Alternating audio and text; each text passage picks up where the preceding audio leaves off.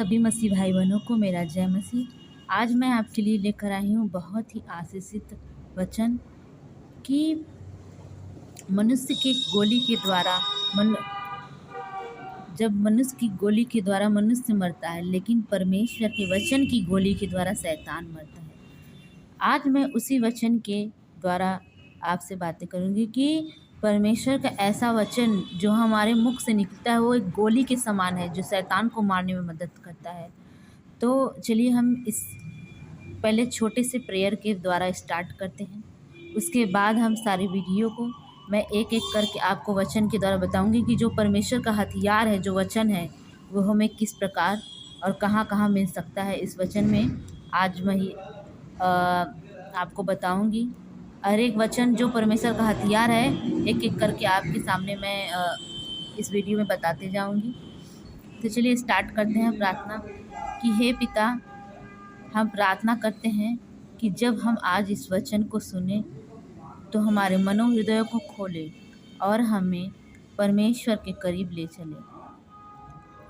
और पिता, इस वचन के द्वारा हम आशीषित हों और परमेश्वर तेरे हथियार को, जो वचन है, उसको ले लें, ताकि जब हम प्रार्थना में, उस प्रेयर में उस वचन को बोलें तो शैतान हमारे जीवन से निकलने पाए। धन्यवाद पिता, तूने प्रार्थना हमारे स्वर्गीय खुदा यीशु मसीह ने सुना है। सारी महिमा जलाल तुझे देते हुए प्रार्थना को यीशु मसीह के नाम में मांगते हैं, आमीन। चलिए हम स्टार्ट करते हैं। पहले हम एक वचन है यशायाह 54 के 17 अध्याय में 17 वर्ष है, अध्याय 54 है और वचन 17 है इसका। उसमें लिखा है कि जितने हथियार तेरी हानि के लिए बनाए जाएं, उनमें से कोई सफल न होगा, और जितने लोग मुद्दई होकर तुझ पर नालिश करें, उन सबों से तू जीत जाएगा। यहोवा के दासों का यही भाग होगा और वे मेरे ही कारण धर्मी ठहरेंगे, क्योंकि यहोवा की यह वाणी है। परमेश्वर का वचन में लिखा है कि अगर हम अपने जीवन में शैतान से छुटकारा चाहते हैं तो हमें वचन का हथियार को उपयोग करना होगा, जो कि हमें मुख से निकालना होगा। जब हम अपने मुंह से इस वचन को बोलते हैं तो जो हमारे जीवन में शैतान काम कर रहा है या प्लान कर रहा है, वो तुरंत घायल हो जाता है, ख़त्म हो जाता है जड़ से।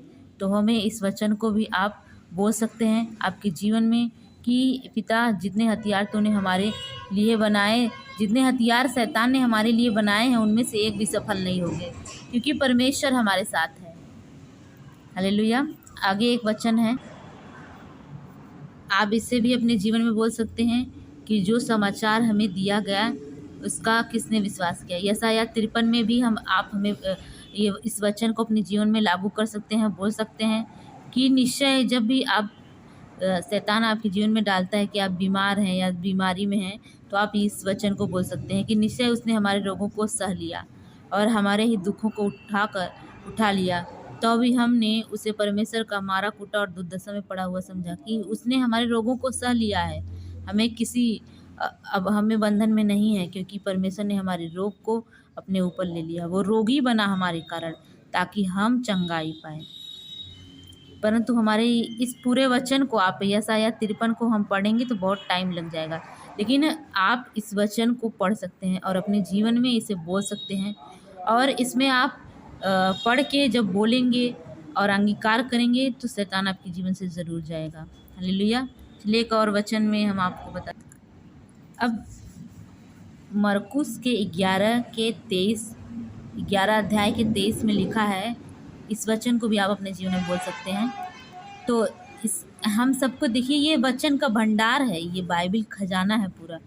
जब हम इसमें से खोजेंगे और अपने जीवन में उस वचन को अंगीकार करेंगे, बोलेंगे, तभी शैतान आपको क्योंकि वचन एक हथियार के रूप में काम करता है। मैं तुमसे सच सच कहता हूँ कि जो कोई इस पहाड़ से कहे तो उखड़ जा और समुद्र में जा पड़, और अपने मन में संदेह न करे, वरन प्रतीति करे जो कहता है वह हो जाएगा, तो उसके लिए वही होगा।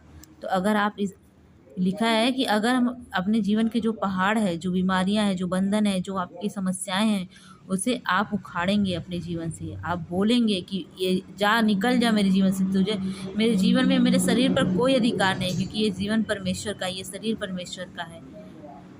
और अपने संदेह ना करेंगे कि होगा कि नहीं होगा। तो अगर वो प्रतीति कर ले कि ऐसा ही हो जाएगा, तो उसके लिए वैसा ही होगा। इसलिए मैं तुमसे कहता हूँ कि जो तुम प्रार्थना करके मांगो तो प्रतीति कर लो कि तुम्हें मिल गया है और तुम्हारे लिए हो जाएगा। जब हम प्रार्थना में मांगेंगे तो ऐसा ही हो जाएगा।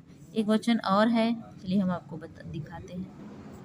एक वचन है लूका अध्याय, मतलब लूका रचित सुसमाचार में है, और एक अध्याय है 10 और उसका 19, वचन नंबर 19।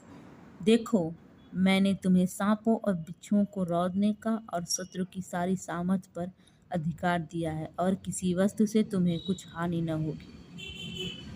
लिखा है कि अगर हम बोलेंगे कि मैंने तुम्हें प्रभु ने हमें सांपों और बिच्छुओं को रौंदने और कुचलने का अधिकार दिया है, उससे मुझे कोई हानि, क्योंकि परमेश्वर ने संसार को जीत लिया है, क्योंकि हमें कोई हानि नहीं होगी। तो जब हम इस वचन को अपने जीवन में अंगीकार करेंगे, बोलेंगे, तो वैसा ही हो जाएगा। एक और वचन के द्वारा आपको हम बताएंगे। 1 कुरिन्थियों के 10:13 में ये वचन लिखा है कि तुम किसी ऐसी परीक्षा में नहीं पड़े जो मनुष्य के सहने से बाहर है। परमेश्वर सच्चा है और तुम्हें सामर्थ्य से बाहर परीक्षा में न पड़ने देगा, वरन परीक्षा के साथ निकास भी करेगा। तो आप इस वचन को अपने जीवन में बोल सकते हैं कि हमारे जीवन में वो परीक्षा जो है वो परमेश्वर के सहने भर का ही देता है। वो परीक्षाएं जो सहने भर का है, क्योंकि परमेश्वर सच्चा है, वो हमें इस परीक्षा से निकालने में मदद करेगा। अब अपने इस जीवन में जब भी शैतान आप परीक्षा में डाले या चिंता में डाले, तो ये कहिए कि हमारे जीवन में परमेश्वर ने परीक्षाएं दी हैं, लेकिन ये थोड़े दिन की है, और आपको निकालने के लिए वो रास्ता निकालेगा। और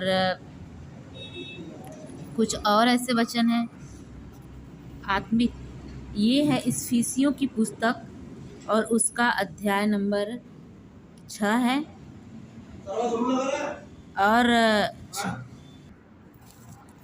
अध्याय 6 के वचन 10 में लिखा है कि आत्मिक युद्ध के हथियार, इसलिए प्रभु में और उसकी शक्ति के प्रभाव में बलवंत बनो।